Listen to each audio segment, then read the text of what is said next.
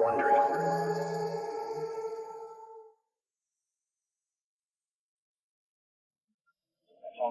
It's September 3rd, 2003. A day Special Agent Jeff Novitzky has spent the last year preparing for. A few hours ago, 24 armed agents swarmed BALCO headquarters looking for evidence that its founder, Victor Conte, is supplying the world's most elite athletes with illegal performance-enhancing drugs. Federal agents, we have a search warrant. Everybody, show me your hands. Conte was remarkably cooperative as the agents raided his office and confiscated reams of documents. Now he's taking the agents to his storage unit and is giving them the grand tour. Here you go, gentlemen. This is where we store our products. Those bottles over there are human growth hormone. This is testosterone. And here is THG, which we call the clear. I already mentioned Patrick Arnold, the chemist who makes this for us, right? Brilliant guy. I'm sure he is, Victor. You're obviously a brilliant guy, too. Well, thank you, Officer how do you say it? Novitzky. Jeff Novitzky. IRS agent Jeff Novitzky is pinching himself so hard he's bruised. After all of his nights of dumpster diving, the undercover operations, the surveillance, the search warrants, and the race to identify a mysterious new steroid, he's finally executed his raid on BALCO headquarters. And Victor Conte couldn't be more cooperative. When they raided BALCO headquarters a few hours ago, he proudly showed them photos of himself with Barry Bonds, named 27 famous clients, including track stars Marion Jones and Tim Montgomery. He confirmed that he gave them all performance-enhancing drugs in exchange for their endorsement of his mineral supplement, ZMA. He's also shared payment records and test results. He's even shown the agents doping calendars and explained what the cryptic codes on them stand for. And now, he's willingly taken them to BALCO's storage locker, which is packed with banned performance-enhancing drugs. It's like a drug lord saying, here's a list of all my famous customers. Now let me show you where I've hidden 1,000 pounds of cocaine. So Agent Novitzky is puzzled. Can Victor Conte really be this stupid? After all, he taught himself every detail of the science behind performance-enhancing drugs. Conte isn't stupid, but he is deeply flawed. He craves recognition for his accomplishments. His clients have won gold medals and set world records, but not one of them has stood before the world and said, I owe it all to Victor Conte. Of course, if they did, they'd have to add, and all the illegal performance-enhancing drugs he gave me. So when 24 officers from 5 different agencies swarm his business and reveal they've been following his every move for over a year, it's a recognition of sorts. At least someone is giving him credit for his accomplishments, even if they want to arrest him. Novitzky and Conte step outside while the agents bag and label the contents of the storage locker. Conte looks up at the sky. You even got a chopper? You think I'm going to lead you on some low-speed chase like OJ? Hey, did you know that I met Johnny Cochran? We got along really well. That's not one of ours. Looks like a news chopper. How would the news find out about this? Anyway, so Victor, how did you meet Barry Bonds? Through his trainer, Greg Anderson. Calls himself the Weight Guru. It's even on his license plate, W8 Guru. Get it? Weight Guru? He works out of World Gym, right down the road from here. World Gym happens to be the next stop on Novitzky's itinerary, and he can't stop smiling. When he takes Victor Conte and his whole operation down, a lot of medals are going to get revoked. But at this moment, Novitzky feels like someone should be giving him a gold medal. But he's going to find that the race to the end will be longer and more grueling than he can ever imagine. Wondery's shocking true crime podcast, Over My Dead Body, is back for a 3rd season with a story about corruption, betrayal, and the secrets of a fallen hero. Follow Over My Dead Body, Season 3, Fox Lake, on Apple Podcasts or wherever you're listening right now.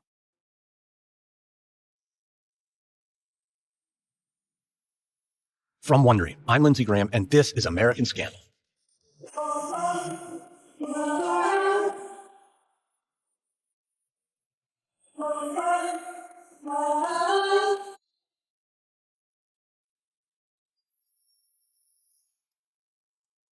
This is the 4th episode in our 5-part series on a scandal that rocked the sports world to the core.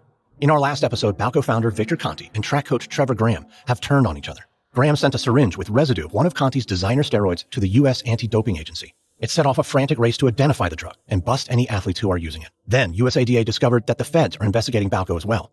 This is episode 4, Liars and Leaks.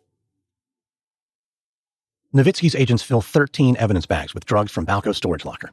Then Novitzky and 2 of his men head to World Gym. There they find Barry Bonds' trainer, Greg Anderson, and inform him they're about to execute a search warrant on his car and his home.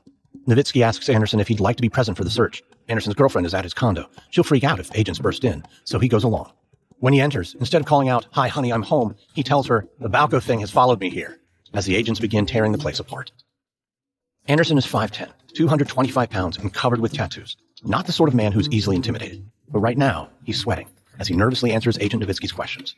Yes, he deals in drugs like human growth hormone, but he sells them to his clients at cost. He presents himself as an honest guy doing the best for his clients. He figures if he's not making a profit, he's not a drug dealer. That excuse goes out the window, though, when one of Novitzky's men discovers a safe above the microwave oven. It contains $66,923 in cash. Novitzky and Anderson face off across the kitchen table. Novitzky glances at the pile of freshly counted cash, then stares hard at Anderson, letting him squirm before finally asking the obvious question. Mr. Anderson, that's a lot of cash to keep in your kitchen, isn't it? It's money I've earned from my training clients. I've been saving up for a few years to put down a down payment on a house. Let's talk about these file folders my men just found. I see drug names, dosages, when it was administered. These are doping calendars, right? I'm not sure what they are. Not sure. But each folder has a name on it. We've got Armando Rios, Jason Giambi. These are your clients, right, Mr. Anderson? Yes, I trained them. Oh, and this one says Barry Bonds. Yeah, I think I better stop talking now. While Anderson has clammed up, Victor Conte keeps talking to anyone who will listen. And a few days later, he's telling a completely different story from what he said during the raid. He doesn't deal in any banned or illegal substances. He didn't name names. They never read him his rights. Novitzky locked him in a room and spent hours pressuring him to wear a wire and backstab his clients. The question isn't what caused Conte to change his story so drastically, but who? And the answer is Troy Ellerman. If you search for pictures of Troy Ellerman, you'll find him either wearing a suit or a cowboy hat, sometimes both. That's because he's a rodeo cowboy turned criminal defense lawyer. With pale blue eyes and a powerful frame, he comes across as kind and sincere. Ellerman had met Conte briefly in '97 when he helped one of Conte's daughters get out of some legal trouble. Now, Conte has asked Ellerman to represent him, and after spending some time with Conte, the lawyer in Ellerman recognizes that Conte is brilliant. But the cowboy in him says this fella is a little bit nuts. He's not yet sure he wants to take the case. Ellerman proposes a defense strategy, but Conte has a strategy he thinks is even better. Athletes are going to cheat. After all, it's cheat or lose. They have no choice. So he's helping them by giving them the safest and most effective drugs. He has no choice. In fact, he'll write his autobiography, and that will be the title, No Choice. Ellerman shakes his head and tells Conte the best strategy right now is to keep his mouth shut. Despite Ellerman's advice, Conte calls Jeff Novitzky, not once, but several times in the days after the raid. He complains he and his clients are being hounded by the press. He's afraid to go to the BALCO office. His athletes are all asking him what they should do. Novitzky gives Conte two simple pieces of advice. Tell the truth and don't do anything to obstruct the investigation. Immediately, Conte sets to work lying and obstructing the investigation. He concocts cover stories for his athletes. If they're asked about taking the clear, they should say they thought it was flaxseed oil. They're to insist that Conte never told them any of the drugs were illegal. And he reinterprets the codes on the doping calendars that Novitzky seized as evidence. The letter C? No, that doesn't stand for the cream. It stands for vitamin C. And E is vitamin E, not EPO. Never mind that he's already told Novitzky the truth. When news of the raid breaks, the media goes into high gear. They've reported on sports doping in the past, but finding evidence of which athletes are doing it has been difficult. Now, Conte has unwittingly provided them with plenty of leads. His website is plastered with photos of famous athletes touting the benefits of ZMA. Now, those testimonials look like admissions of guilt. Reporters are knocking on doors and chasing every lead in the hopes of getting an exclusive scoop that an athlete is getting drugs from BALCO. It's a constant topic of discussion on sports radio programs. Everyone's got an opinion, and most people think that BALCO clients are doping. Within a few days, defense attorney Ellerman has concluded that Conte is a bronco he doesn't want to ride. Instead, he agrees to represent Jim Valente, BALCO's vice president, and brings in Robert Holley to represent Conte. Holley is an experienced defense attorney, and he's no stranger to strange clients. He defended Squeaky Fromm when she was accused of attempting to assassinate President Gerald Ford. Ellerman is hopeful that Holley can handle Conte, and his instincts are sound. Holley and Conte bond quickly and spend hours reminiscing about the pot-smoking, music-soaked wild days of their youth. Holley gives Conte the same advice he got from Ellerman. Lay low. But Conte still can't keep his mouth shut. He's obsessed with the notion that if he could just go on TV and tell his story, America will be on his side. Holley likes Conte, but there's no way he can defend someone who is determined to wreck his own pending case. Finally, at a lunch meeting in an old-school diner near BALCO, Holley has had enough. He's trapped in a sagging vinyl booth drinking weak coffee while Conte talks and talks. But Bob, if people hear my story, they'll see this whole case as a sham. I'm not a rat. I had no choice. I provided a needed service. If I go on 60 Minutes, okay, Victor. Let's do a mock 60 Minutes right here, right now. Ready? Tick, tick, tick, tick, tick. I'm Mike Wallace, and I'm here with Victor Conte, who has been accused of providing some of the world's most elite athletes with illegal performance-enhancing drugs. Well, thank you, Mike, and let me say I'm a huge fan of the show. Now, I had no choice in this. In fact, that's the title of my autobiography, which is available at the finest bookstores. Victor, focus. You're on 60 Minutes. I'm Mike Wallace. All right, here we go. Victor, when your facility was raided, the authorities seized thousands of doses of illegal performance-enhancing drugs. Why did you have them? For testing purposes. I would test the efficacy of certain substances. Who would you test them on? Your clients? Yes. So you gave your clients illegal performance-enhancing drugs? Yes. No. I mean, in theory. How do you give someone a theoretical injection of steroids, Mr. Conte? It's all explained in my book, which is available. Victor, stop. There's a legal term for witnesses like you. You know what it is? No. A freaking disaster.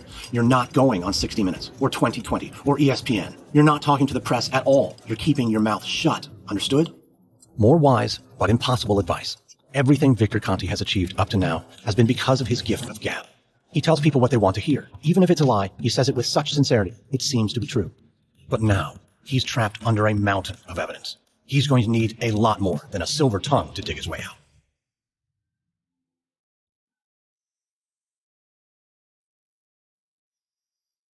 Things continue to get worse for Victor Conte. At the end of September 2003, a federal grand jury is convened. 36 subpoenas are issued. Several of the athletes call Agent Novitzky to confess, and most of the confessions implicate Conte and BALCO. Major League Baseball doesn't know what to say. Their worst nightmare has come true. For years, the sport has been under pressure to implement a real drug testing program, and for years, they have done the minimum possible. Most players are tested just once a year, and someone in the clubhouse always seems to know when. Now Barry Bonds, Gary Sheffield, and Jason Giambi, all of them baseball legends, have been subpoenaed. The only good news is that grand jury testimony is secret. If players admit they've used performance-enhancing drugs, their testimony will remain sealed and they won't be prosecuted. At least, that's how it's supposed to work. But if they lie during grand jury testimony and the government has evidence to contradict them, they can be prosecuted for perjury. But the prosecutors don't just go after the players. They subpoena the labs that do the testing, and they demand not just the test results, but the actual urine samples. That means that despite the testing being anonymous, prosecutors can match the test results to the samples and identify the players who are doping. For the lawyers representing the players, it presents a challenge. Baseball officials make it clear that they don't want any players to commit perjury, but they also want the players to avoid giving any specific evidence that will help the government's case. It's a fine line to tread, but it gives the players an out. As long as they're truthful, they won't be prosecuted. The government is treating this case the same way they treat drug trafficking. They're not interested in prosecuting the users. They just want them to testify so that they can nail the drug kingpin. But this isn't like a routine drug trafficking case, and it's a stretch to call Victor Conte a drug kingpin. He doesn't have a fraction of the wealth of his biggest clients, and the athletes aren't like someone who bought a little cocaine to do at a party. Doping has allowed athletes to win medals and break records. That, in turn, has earned them millions of dollars in winnings and endorsement deals. Yet they're going to get immunity and let Conte take the fall. Conte certainly doesn't think that's fair, and neither do his lawyers. The media frenzy builds in mid-October when Mark Fainarawada and Lance Williams, two veteran reporters for the San Francisco Chronicle, publish a series of BALCO scoops. Through confidential informants, they confirm the rumors that have been swirling since the raid. Steroids were seized. A grand jury is investigating, and Barry Bonds has been subpoenaed. What was supposed to be secret is now public knowledge. Camera crews stake out the federal building, hoping to catch a glimpse of Bonds or other star players on their way to the courtroom. On October 23, 2003, the grand jury begins hearing testimony. One of the first witnesses is Dr. Don Catlin, director of the UCLA Analytical Lab. He identified the previously undetectable steroid called the Clear that Conte has been giving his clients. Now, his job is to educate the jury about performance-enhancing drugs.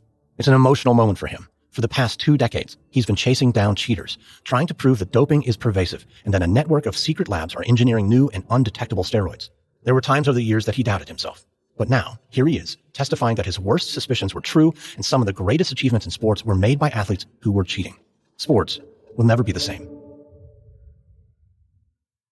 Catlin is followed by a string of athletes, most of whom admit they've used performance-enhancing drugs. Many of them implicate Victor Conte and BALCO.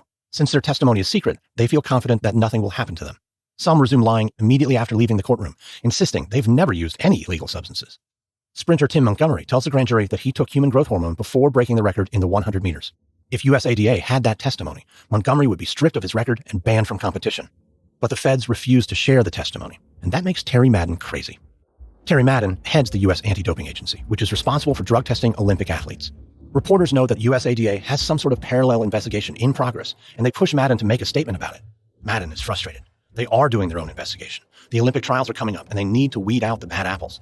They know that Conte's clients are cheating. A USADA staffer was even present at the BALCO raid to help identify the drugs that were seized. He saw the evidence with his own eyes. But that evidence and the grand jury testimony belongs to the feds. It's part of their investigation, and they won't share it. It puts Madden in a difficult position. Without hard evidence, they'll have to allow BALCO clients like Marion Jones and Tim Montgomery to compete in the Olympics. If it later comes out that USADA knew they were cheating but didn't do anything, the agency's credibility will be shot. Not only is Madden being denied access to the testimony he needs, there's a lot of speculation in the press about what USADA is or isn't doing. So Madden decides to issue a press release followed by a teleconference with the national media. He'll announce that they've discovered THG, the previously undetectable steroid created by Patrick Arnold. He'll talk about what happened at the BALCO raid. If nothing else, it will put athletes on notice that the Olympics are serious about drug testing and that cheaters will be caught. But the U.S. Attorney's Office and USADA's lawyers get involved and vet what Madden can and can't say. The teleconference goes badly. Madden has solid evidence. One of his own men was present at the BALCO raid. Afterward, the government even faxed him some of Conte's records and doping calendars, asking for help deciphering the codes. But his lawyers tell him he can't reveal any of this. As a result, he comes across as vague and evasive. When reporters ask him simple, direct questions like, did Victor Conte give athletes THG? He responds that he's fairly certain he did. When they ask for evidence to back up the claim, Madden has to spin and equivocate. He ends up looking like the guilty party instead of Conte. Trying to improve the situation, on November 13th, Madden and a colleague fly to San Francisco to meet with the BALCO prosecutors and plead their case. But the prosecutors are non-committal, leaving Madden even more frustrated. He returns to his office in Colorado Springs to find a letter waiting. The letter begins with a quote from Voltaire, written in red ink. It's better to risk saving a guilty person than to condemn an innocent one. He's not sure what to make of it, but the next paragraph sends a chill up his spine. It reads, Terrence, madman, sorry you did not get the pony you so dearly wanted as a child. Get over it and grow up. Enjoy your time on Earth, because your time in hell won't be short or sweet. Signed, D.C. The only D.C. he can think of is Don Catlin at UCLA. And if this is a joke, it's definitely out of character. He gets Dr. Catlin on the phone. Catlin is as surprised and disturbed as Madden is. He didn't send the letter and knows nothing about it. Madden calls the BALCO prosecutors, and they take the threat seriously enough to bring in the FBI. Madden is spooked. He tells his wife to be careful, letting their children play outside, and he increases security at USADA headquarters. The author of the letter has never been identified. Just a few weeks later, Barry Bonds is scheduled to testify on December 4th. His lawyers have done mock trials with him, and they've gone about as well as Conte's mock 60 Minutes interview. Bonds is arrogant and quick-tempered, and his answers are convoluted and unconvincing. All his lawyers can do is to tell him to stay calm and reveal as little as possible and just hope he takes their advice. On December 4th, at the crack of dawn, camera crews are already staking out the courthouse, hoping to catch a famous athlete on his way into the hearings. Bond's lawyer has asked the court to allow his client to enter the building as discreetly as possible. And oddly, the solution they come up with is that Bonds and his attorney would meet Jeff Novitzky about a mile from the courthouse, and Novitzky will drive them there, entering through the underground parking garage. It's a short, strange trip. Bonds grumbles the entire way that the government has set him up and is trying to pin everything on him because of his fame. Bond's lawyer spends the trip praying for his client to shut up. Novitzky says nothing. They arrive 2 hours before Bonds is scheduled to testify because the prosecutors have promised Bonds and his lawyer an opportunity to examine the evidence against him before Bonds goes in to testify. But when they arrive, the prosecutors announce the deal is off and give no explanation. Bonds spends the next 2 hours swearing and seething. For his lawyer, it's a nightmare scenario. Witnesses in a grand jury proceeding aren't allowed to have their attorneys accompany them. So Bonds will go into the courtroom alone. He's already volatile and hard to control. Now, he's like an enraged bull, and every document the prosecutors wave at him will be a red cape. When Barry Bonds finally walks into the courtroom, things are already stacked against him. Normally, he would have 3 options on the stand: tell the truth, take the fifth, or lie. But the government has offered him immunity in exchange for his testimony, taking the Fifth Amendment off the table. He can lie, but if another witness implicates him and he has no idea if someone already has, then he'll face perjury charges.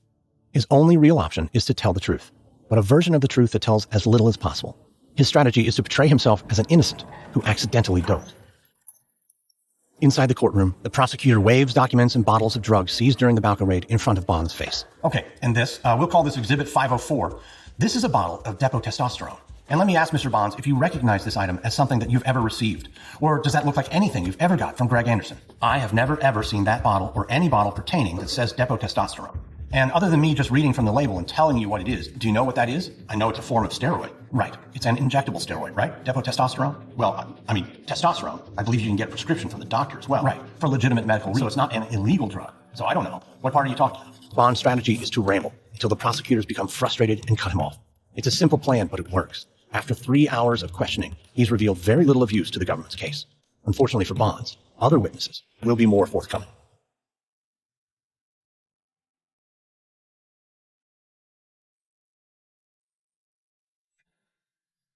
The grand jury testimony continues. In early November of 2003, first baseman Jason Giambi testifies that Bonds introduced him to his trainer, Greg Anderson, and that he then paid Anderson over $10,000 for steroids. He states clearly that he wasn't just allowing Anderson to rub some mysterious cream on his arm. He knew exactly what drugs he was buying, what they were for, and that they were illegal. More players testify that they bought steroids from Anderson. And while they don't directly implicate Bonds, they say they bought from Anderson because they wanted the same drugs Bonds was using. Others directly identify Victor Conte and BALCO as their source for banned drugs. As the testimony continues, amid leaks and speculation, the country is divided. Some people believe that athletes should be allowed to do whatever they need to achieve peak performance. Others believe that sports records are sacred and that any record set by a steroid-using athlete is illegitimate. It's a debate that won't be resolved anytime soon. On January 20th, 2004, a former baseball team owner weighs in on the controversy. President George W. Bush, former owner of the Texas Rangers, in his annual State of the Union address, said, "To help children make right choices, they need good examples. Athletics play such an important role in our society, but unfortunately, some in professional sports are not setting much of an example." Up until now, Capitol Hill had seemed to be unconcerned with the scandal. Now, after what pundits are calling the crazy 2 sentences in Bush's State of the Union address, politicians scramble to get in on the act. Until this moment, Attorney General John Ashcroft has been focusing his attention on the war on terror. But sports are sacred to Ashcroft. His office is adorned with sports memorabilia, and he's a huge St. Louis Cardinals fan. He's also the son of a Pentecostal minister, and he has a rigid sense of right and wrong. Many of his staffers are sports fanatics as well, and morning meetings increasingly turn to the latest developments in the BALCO case. The grand jury is scheduled to hand down their indictments on February 12th. At the urging of his sports-obsessed staffers, Ashcroft decides that he'll announce the indictments himself in a televised press conference. Victor Conte has always longed for fame and recognition. Now, he's about to get it from the Attorney General of the United States. While Victor Conte is feeling the heat, Jeff Novitzky is basking in the limelight. He's at Ashcroft's side when Ashcroft announces that Victor Conte, BALCO's Vice President Jim Valente, trainer Greg Anderson, and track coach Remy Cortemny are charged with 42 counts of conspiracy, money laundering, and a scheme to corrupt sports. But there's something conspicuously missing from Ashcroft's remarks. Not one athlete is mentioned. So even though a number of athletes have come clean to the grand jury, their names are redacted in all public court documents. Many of them have made tens of millions of dollars with Conte's help, but they've all been promised immunity while he faces prison. They can continue to compete, and fans and owners will never know the truth. Still, the players are spooked. When Jason Giambi shows up for spring training, he's lost 40 pounds, more than likely because he stopped using steroids. Yet he continues to insist to anyone who asks that he's never done steroids and never will. And since the grand jury testimony is sealed, he figures he can get away with the lie. But Mighty Jason's about to strike out. On March 2nd, 2004, reporters Mark Fainaru-Wada and Lance Williams publish another scoop in the San Francisco Chronicle. It's an explosive one. They've obtained information from a confidential source that was provided to the BALCO investigators. They report that Barry Bonds used the clear and the cream, that he got it from Greg Anderson, and that Anderson got it from BALCO. They name 6 other athletes who got their drugs from BALCO, including Jason Giambi. The news goes viral, with hundreds of other outlets picking it up the next day. Coincidentally, Major League Baseball had scheduled a press conference on that same day to announce their support for new, tougher legislation against steroid trafficking. Baseball Commissioner Bud Selig was scheduled to speak in support of the new law, but now he's afraid he'll be asked questions he doesn't want to answer. So instead of attending, he releases a written statement and issues a gag order to all the Major League Baseball clubs. No one in baseball is permitted to comment on BALCO or steroids. But others have a lot to say. The author of the new legislation, Representative John Sweeney of New York, seizes the opportunity to blast the baseball establishment and the players. He accuses both sides of obstructing and walking away from their responsibilities, and declares that an asterisk should be placed next to the records of any athletes who used illegal substances. It's another bad day for baseball. Reporters swarm the Giants' spring training camp. Owner Peter McGowan is nowhere to be seen, and Bonds has only one thing to say. He declares himself the most wanted man in America. A few days later, Bonds is on the cover of Sports Illustrated. Normally this would be an honor, but this time the headline reads, "Is baseball in the asterisk era?" An asterisk indicates a cloud of suspicion, and no player wants that hanging over their record. Ever mindful of an opportunity to ride a wave of public outrage, politicians stumble over themselves to make statements condemning the players, their union, the owners, and Victor Conte. Senator John McCain convenes a Senate panel to examine the steroid policies in various sports. He's a diehard sports fan who believes in playing by the rules. One by one, owners, commissioners, and union chiefs are grilled and excoriated. The message from the senator is clear. Clean up your act, or we'll do it for you. Victor Conte tries to pretend it's business as usual. As he's done for years, he attends the annual Fitness Expo in Columbus, Ohio. But while he's handing out samples of ZMA, DEA agents are there handing out subpoenas. Among their targets is Milos the Mind Sarcev, a member of Conte's ill-fated steroid summit. For steroid users and dealers, the mood on the street is abject terror. But Conte and his cronies aren't the only ones receiving bad press. Fingers are pointing at Jeff Novitzky as well. Iran White, the undercover agent who suffered a stroke after working out with Greg Anderson, does an exclusive interview with Playboy magazine. He blasts Novitzky, calling him a failed athlete who was jealous of all the attention Bonds received. He claims Novitzky has a vendetta against Bonds and suggests it's racially motivated. He also accuses Novitzky of being starstruck, claiming he talked about cashing in on a book deal and doing television interviews. Suddenly, Jeff Novitzky is sounding a little less like a selfless moral crusader and a little more like that relentless self-promoter Victor Conte. He denies the allegations, claiming that he was just joking about the book deal, but it's given Conte's lawyers a line of defense to pursue. Things are moving rapidly for everyone, except Terry Madden, the head of the U.S. Anti-Doping Agency. The Olympic trials will begin in July, less than 4 months away, and he still hasn't been able to get his hands on any of the government's documents. Without the evidence, there's no way they'll be able to purge the drug cheats from the Olympic team. He's made calls, written letters, begged, and pleaded to no avail. Finally, he convinces Senator John McCain to intervene. The senator writes a letter to Ashcroft, asking that the government share their evidence with USADA. Ashcroft denies the request. Undeterred, McCain takes the highly unusual step of sending a subpoena to his own Justice Department. And on April 14th, 2004, the Justice Department delivers 10,000 pages of documents to McCain's committee. But Madden still has to wait. The committee staff is required to go through all of the documents to verify what can be released and what must be redacted. Then, Madden and his staff have to meet with the congressional committee in a closed hearing and swear that the information will not be misused. Finally, on May 8th, only 2 months before Olympic trials are set to begin, Madden gets his holy grail. He's shocked at the extent of the evidence. It's far more damning and involves many more athletes than he ever imagined. But now his USADA faces tough choices. In some cases, the evidence is weaker than in others. If they prosecute an athlete and lose the case, the organization's reputation will be ruined, and they've got very little time. They decide to pressure the athletes to cut deals. The plan works. A world champion sprinter confesses to using banned drugs. All of her performances since December of 2000 are annulled, and she's given a 2-year ban, essentially ending her career. But not everyone is willing to make deals, especially not the fastest woman in the world. Marion Jones is determined to see this race to the bitter end. From the 8-year-old girl who vowed she'd be an Olympic champion, to winning gold medals, to dealing with her husband's steroids bust and having her marriage collapse, she's always fought her way to the top. Determination has made her who she is. But now, her determination is going to be tested like never before. Next, on American Scandal, Agent Novitzky defies a court order. Journalists are threatened with jail time, and Marion Jones and Barry Bonds go all out to clear their names. From Wondery, this is American Scandal. If you enjoyed this episode, subscribe now on Apple Podcasts, Spotify, Google Podcasts, Wondery.com, or wherever you're listening to this right now. If you're listening on a smartphone, tap or swipe over the cover art of this podcast. You'll find the episode notes, including some details you may have missed. You'll also find some offers from our sponsors. Please support this show by supporting them. If you like the show, one of the best ways you can show your appreciation is to give us a 5-star rating and leave a review.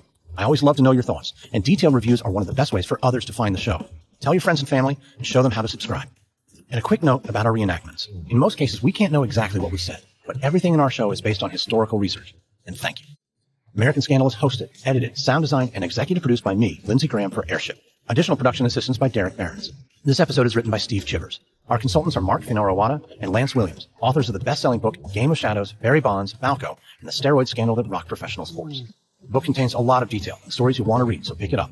Executive producers are Stephanie Jens, Marshall Louis, and Hernan Lopez for Wondery.